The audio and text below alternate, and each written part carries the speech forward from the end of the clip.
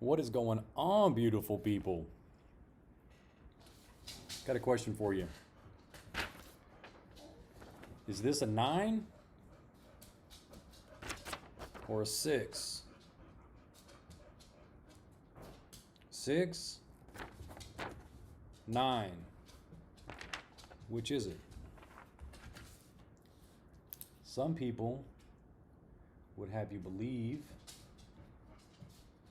that it depends on your vantage point, your perspective. Which side are you looking at this from? Through what lens are you viewing this? Right? Well, if I'm standing over here, it looks like this. And if I'm standing over here, it looks like this. Right? Depends on where you're looking at it from, huh? If I look at it from this way, it's a 6. If I look at it from this way, it's a 9. That's the argument. Perspective. It's relative to everybody. But that's not real. It's not genuine. That's not the truth. There is only one truth. Of course, there's all sorts of different perspective. There's all sorts of different viewpoints and vantage points. But there's only one truth. I wrote a 6 or a 9. I didn't write a 6 and a 9. This number had meaning. It was written a certain way. It has a truth. Is that making sense? Perspective doesn't matter. There is only one truth. Your thoughts, your feelings, your viewpoint of this doesn't matter. It is one truth. It is a 6 or a 9, not both, not either. It has intent. It was written down as something. It has a truth.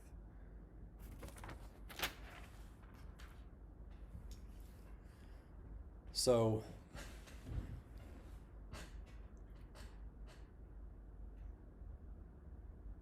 the reason why I asked that question is I need to understand, or I would like to understand, because let's just use this COVID mask situation. There's only one truth when it comes to this virus. There's only one truth when it comes to masks. Okay, perspective, viewpoint, vantage point, none of that matters. There's a singular truth. There is one truth. And there's a lot of conversation. Well, actually, there's actually very little conversation happening around COVID-19. A lot of it's just narrative and agenda and push, push, push. But again, there is only one truth. No matter how many times somebody tells you this is a 6, I didn't draw a 6. I drew a 9. 9 is correct. So no matter how many times someone tells you one way or the other, there's only one truth. So the reason why I am kind of harping on that is your perception of reality isn't actually reality. There is a reality that we all cumulatively share.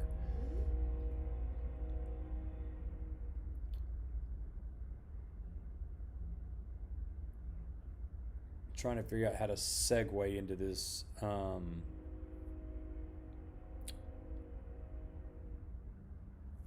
So if anybody said this was a 6, you're now incorrect. You are now wrong. And that's hard for people to digest. People can't digest when they're wrong. They've been told they're right their entire life. Everybody gets a trophy, no discipline, no punishment, no, a whole bunch of get out of jail free cards, do and say as you please. Just nobody's being checked on their incorrectness. Just all realities are reality. All viewpoints are reality. All perspectives are reality. It's either a 6 or a 9. Not both, not either. So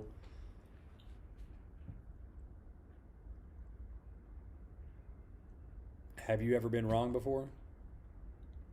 Do you remember that time you were running around your house looking like a maniac, like frantic, looking for your sunglasses and they were on your head the whole time? Or, looking through your vehicle, checking all your pockets, checking your jacket, can't find your wallet, looking everywhere, can't find your wallet, and they were in the pants you wore yesterday.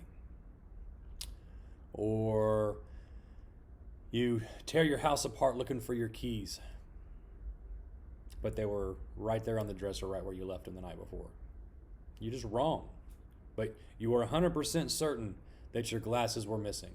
You were even working through these scenarios of where you might have lost them or who might have taken them or you've got all these things running through your head. But you were wrong. Thankfully, there were no consequences of that other than you might have been late to your engagement or it took you longer to get out of the house, but there's no consequence to that. But what about when something is on a larger scale? Say, for instance, weapons of mass destruction.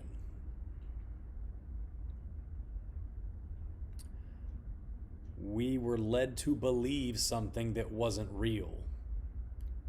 We were fed 6s and there were only 9s. But again, the belief didn't change. The reality was there was no weapons of mass destruction. But I guarantee you could poll millions of people today and they will tell you emphatically, 100%, they will be 100% certain that there are weapons of mass destruction in the Middle East. And they would be wrong. Because that's not the truth. That's not the reality. That's their perception. That's their reality. But that is not the reality. But we were lied to. Not everybody can say, oh, well, it was an honest mistake. That's a belief. That's your opinion. That is you assigning intent. And I'm not so brave as to assign an intent. Especially with somebody or a group of people I don't know. But that was false. Whether it was deliberate or not, it was false. The outcome was the same. People died. A lot of people died. There was no public apology. There was no I'm sorry. There was no we got it wrong. We're going to do whatever we got to do to fix this. We're going to make this right. I can't believe we got this right. It was just an overall lack of accountability from the top down. Just no accountability whatsoever. The intelligence community flopped. Just everything. It was just a flop. But the American people, the people of the Middle East, didn't get an apology. They weren't made whole. Lives were lost. People died. Lots of people died. All over false information. Bad information. An idea that was incorrect. And people died. What about something where maybe there wasn't a loss of life? How about Y2K? Y2K. Remember how real Y2K was and how it was gonna be this devastating technology event that was just going to wipe everybody's bank accounts clean. It was going to destroy companies and corporations because, get this, because computers weren't smart enough to understand that we went from 1999 to 2000. Okay? And the tech community knew the truth, but the tech community didn't stop mainstream media from feeding fear into the lives of millions of people. I mean, people were stocking up on food, stocking up on water, people were building bunkers. I mean, the mainstream media built this thing up like it was the end of the world. Nothing. Crickets. And they built this up for months. People were scared to death. People were frightened they were going to lose everything. Money, homes, cars, businesses, they were frightened to death. Didn't happen. but you were led to believe that it happened. You could probably ask people today about it, and most people probably don't even remember that it happened, but ask them what they went through during that period of time. It was very real to them, even though there was no threat whatsoever. Just like there was no threat of weapons of mass destruction, there was no real legitimate threat. We were told sixes leading up to Y2K for months. 6666666. Come December 31st, 1999, when that clock hit midnight, no threat. None. No apology. No, I'm sorry. No, we got it wrong. No making you whole. No removing that fear from your life. Just moving on to the next story.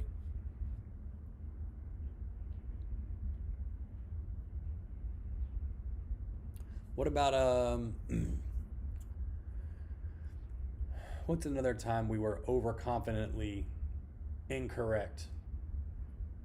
Overconfidently incorrect. How about Jussie Smollett, or Smollett? I don't know how to say the guy's name, but this guy's just an outright liar. I mean, he just fabricated his entire story. But remember, just think about this, and you have to go back and watch it. If you haven't seen it, and you need to refresh your memory, this happened a little over a year ago, you need to go back and watch at least two things. You need to watch the interview that he gave. He gave an interview a few weeks into this. I want to say it was, I'm going to get the network wrong, but I want to say it was NBC. It was either NBC or CBS, but either way, he gave an interview. You need to go watch that interview. And the other thing you need to watch is after this false flag attack, I don't even know what else to call it, after this fake attack, after he left the hospital, when he was back at his house or his apartment, he had somebody with him, I don't know if it was a brother or a friend or whatever, encouraged him to call the police and file a report. For why there wasn't a report filed at the hospital, I don't know, but when he got to his home, his friend or family member convinced him to call the police and file a report. The police show up, knock on the door, and there's body cam there's body cam footage of, I'm not kidding you, Jussie Smollett with this rope around his neck. Having terrible problems with this video freezing. So the police body cam footage shows Jussie Smollett with this rope around his neck, and he calls it a noose. You absolutely have to go watch this. If you haven't seen it, it's a must watch. Go look at the body cam footage. Go look at this noose that was tied around his neck. Now, in the video, you can even hear the police ask him if this rope was like this and this is how he found it. He admits candidly right there on the spot that no, and when they first walk in, he like has to unwind this thing like multiple times. I mean, it's like he's trying to climb out of a spider web or something. And the police ask him, like, I forget the exact question, but they asked him if it was like that, if he'd had that on the whole time. And he said, no, I put it on so you guys could see. And you have to see this noose. I mean, it's literally a string. It looks like a freaking kite string. It's so thin. I mean, it's not bigger than this. I mean, it's embarrassing. It's embarrassing, okay? But you need to go see it, okay? But anyway, gives this interview to this woman. There's this body cam footage of this quote-unquote noose. The story is, and this is so, I mean, this went on for weeks. Jussie Smollett is still in court today fighting, claiming that this was real, and he's being targeted. He's being attacked, being drugged through the court system for filing false police report. He's still fighting this to this day, okay? The story goes, and I'm going to miss pieces or get it wrong. The story, the way I remember it, was Jussie Smollett was minding his own business, talking on the phone,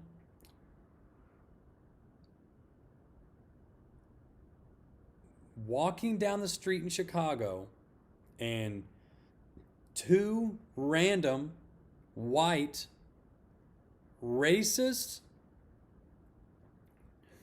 Trump supporters in mask are just on the prowl looking for somebody to fuck up.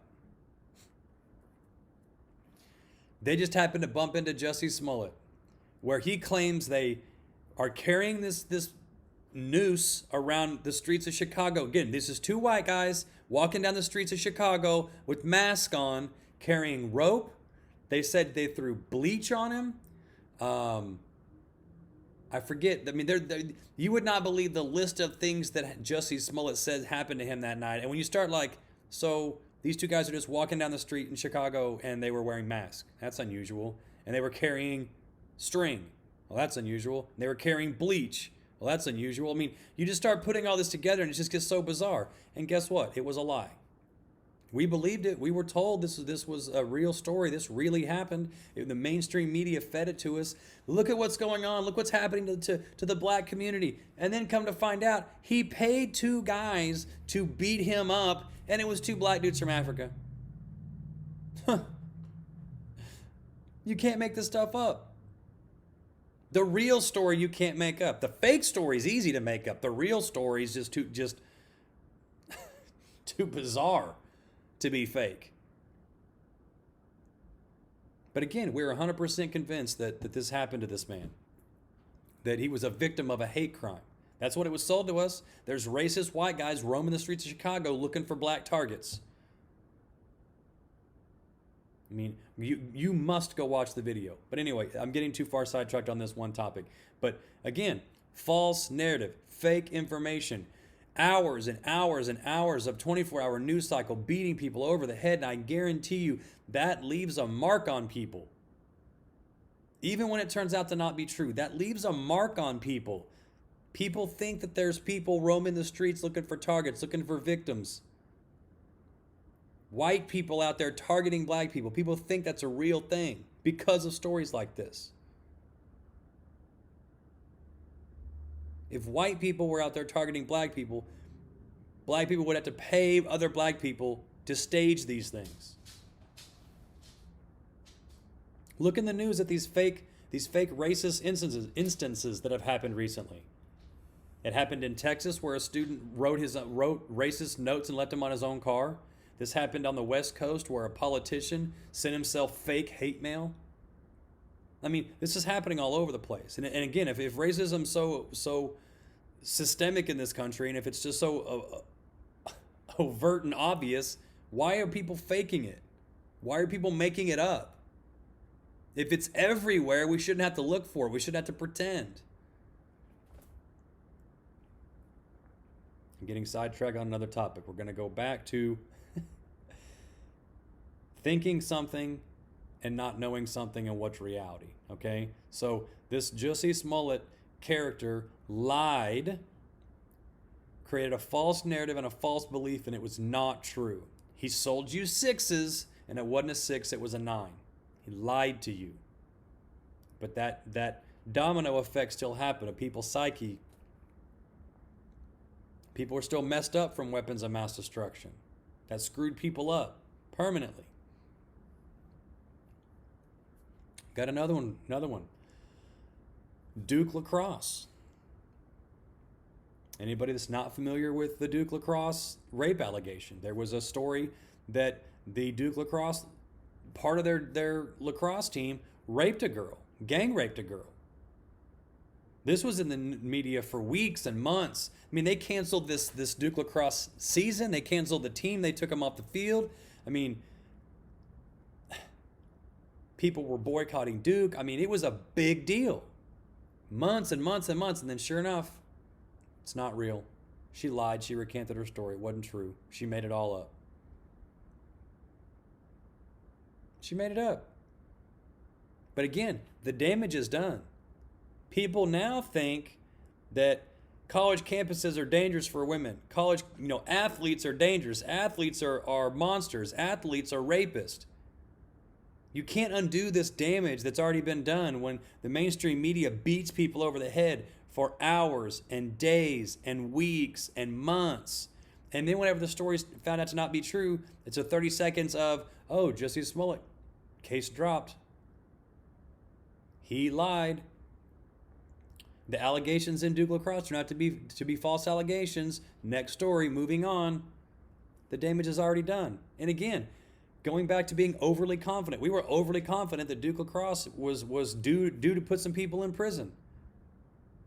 We were overconfident. Same with Jussie Smollett. Hey, we are confident that these people need to serve time in jail. Way overconfident, and we were wrong. And a lot of this stuff is bits and pieces of a bigger picture. You know, it's no accident that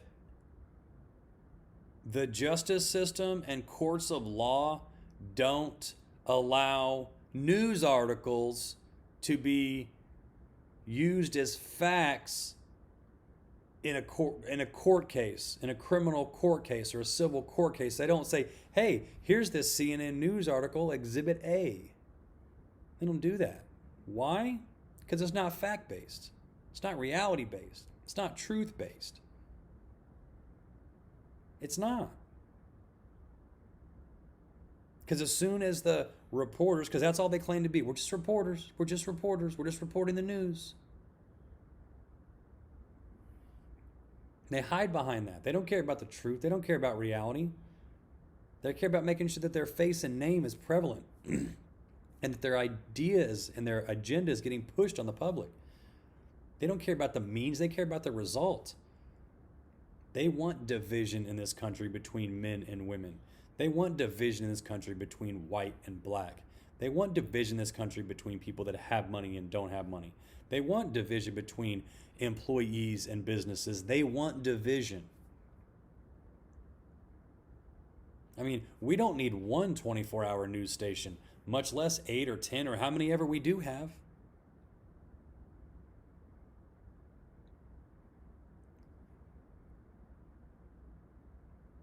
There are too many examples. I mean, have you not gone, let's say, out to eat with your family or even by yourself and picked up your drink to take a sip out of it, and you're expecting this nice ice cold iced tea to hit your lips, and what goes in your mouth is actually like hot Dr. Pepper, and it's just a shock to you because it's not even close to what you knew there was cold iced tea in that cup when you picked it up.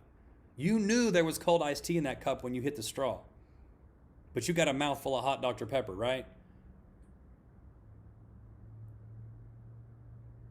I mean, knowing something doesn't really amount to much. It really doesn't. Especially when we're wrong more often than when we're right.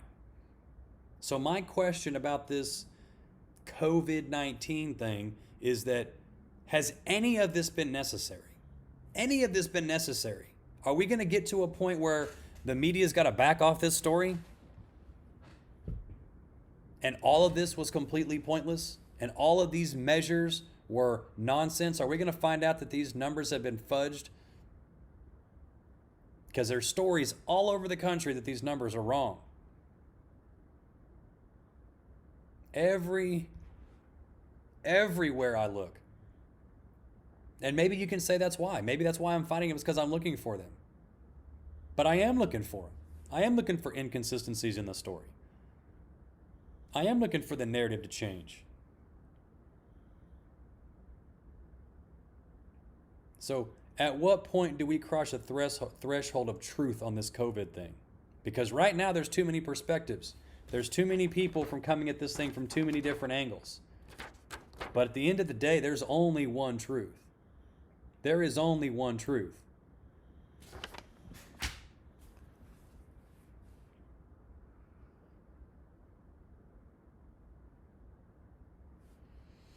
People need to ask themselves, what is happening right now? What direction we're going in? And somebody's right and somebody's wrong. And there is only one truth. And for people to not even think for a moment that all this has been blown out of proportion, that we are overreacting, for people to not even pump the brakes for a moment and say we are overreacting. We are not putting good data, we're not disseminating good data to the public. We're not collecting accurate data. I mean, when you put numbers in an equation, there's a huge difference between putting 1 plus 1 and putting 1,000 plus 1. I mean, it's an astronomical difference in the outcome of the equation.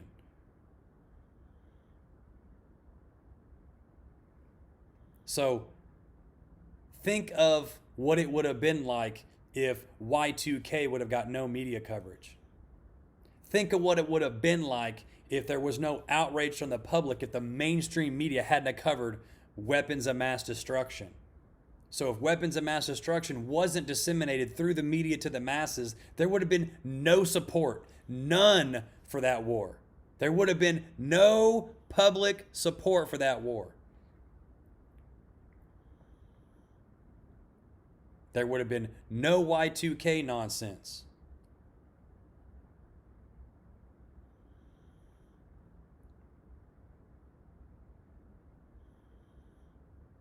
If the media would have done any homework, any research, done any journalism whatsoever, Jussie Smollett's story never would have seen the light of day. Never would have seen the light of day.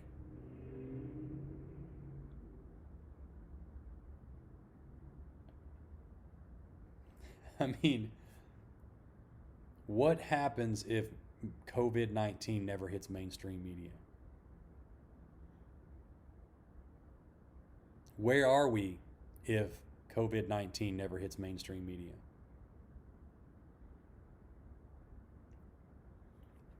It's a completely different animal. It's a whole nother beast we're dealing with. But again, that's not the end they want. They're pursuing a desired, very specific end. And the means and the measures do not matter to them. They only care about the end. They only care about the result. They do not care who, what, how, when, why. They don't care. So ask yourself, where would we be if this COVID-19 thing never hit the newspaper?